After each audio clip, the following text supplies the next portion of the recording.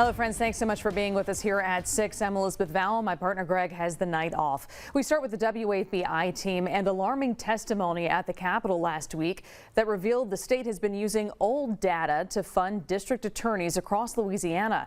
That data has not been looked at in more than 2 decades.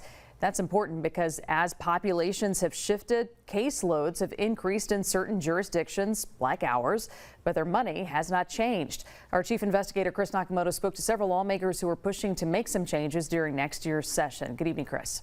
Good evening, Liz. Although nothing can be done this year since the budgets are already set, discussions are already underway to make sure this doesn't happen again, as lawmakers intend to review how this fell through the cracks and allocate funding fairly across jurisdictions that need it the most.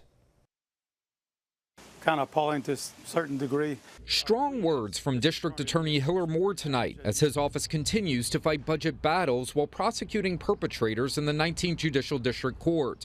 At the Capitol last week, an enlightening presentation revealed lawmakers have been funding district attorneys' offices based off of old data. And the caseloads presented to lawmakers don't appear to substantiate any sort of reasoning behind it. Senator Valerie Hodges sits on the Judiciary Committee and is now pushing to fix this mess. I was shocked to find out that in 20 years that it just kept rolling over and rolling over. Data presented before lawmakers revealed Baton Rouge had the most criminal and civil cases filed in the entire state at 23,313 in 2024, compared to New Orleans, 15,242. But Baton Rouge has 12 fewer judges to handle 8,000 more cases and 28 fewer prosecutors than New Orleans to handle the 1,700 more criminal cases that are filed here. All of these parishes are filing more criminal cases than Orleans Parish. And Orleans Parish is getting a gross amount of overfunding from the state of Louisiana. Currently, the entire state splits $44 million allocated by state lawmakers to fund the district courts. Lawmakers say Orleans Parish pulls from that pot and has its own separate funding mechanism of $7 million.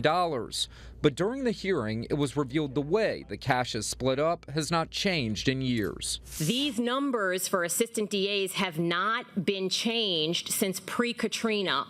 Orleans has purged almost 100,000, some say about 150,000 since these numbers were adjusted.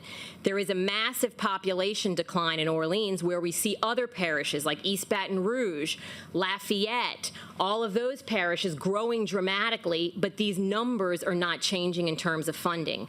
We certainly know East Baton Rouge is desperate for some additional funding. I was shocked to see the budget that Orleans Parish has, and to find out that they have the highest budget, and we're funding them the most, with the lowest caseload, with the highest crime rate in America, to the point that President Trump is sending in National Guard, sending in troops to curb the crime. So I'm asking the question, what's going on? Those three things don't match up. The WAFBI team also reached out to area lawmakers who sit on that committee, State Senator Regina Barrow and Caleb Kleinpeter in West Baton Rouge. Both of them also shocked by the committee's testimony and pledged to do something about it. It is unfair, and we are going to look very closely at it and decide what we're going to do about it. I think some things need to be shifted around, and ultimately, I believe the governor is going to help us make those decisions on what to do. In May, East Baton Rouge voters rejected a tax to fund the district attorney's office. It would have added $24 million to the budget. District Attorney Hiller Moore says over the past 14 months, he's lost 25 lawyers to other jobs that pay more.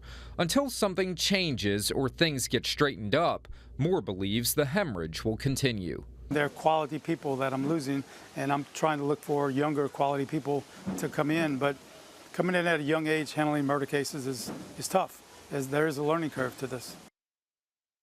Now, any possible changes to the budget would not happen until next year's session. The hearing also revealed that many judges and prosecutors were dismissing cases against defendants in Orleans when a witness didn't show up, which created a revolving door for the same individuals to continually keep coming through the system.